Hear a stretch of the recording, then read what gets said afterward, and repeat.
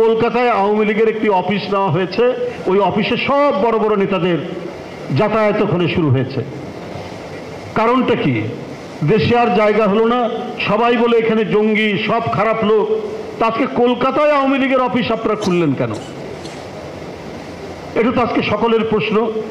যে আপনি নিজের কথাই বলতেন জনগণ আপনাকে সাপোর্ট করে, এত কিছু করে, তাহলে আজকে আপনি পালিয়ে গেলেন কেন? বেগম জিয়া পালায়নি, তারেক রহমান পালায়নি, বিএনপির এত নেতা এত অত্যাচার সহ্য করেছে, এত মিথ্যা মামলা, এত নাশকতার মামলা, এত ধরনের নিপীড়ন, নির্যাতন আর উৎপীড়নের মধ্যেও এই মৃত্তিকা, এই মাটি, এই নদী, এই বৃক্ষ, এই বাংলার মানচিত্র ছেড়ে কেউ যায়নি, কেউ পালায়নি।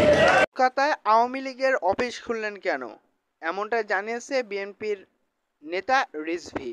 দর্শক, আমাদের ভিডিও সম্পর্কে আপনার মূল্যবান মতামত অবশ্যই কমেন্টস করে জানিয়ে দিন।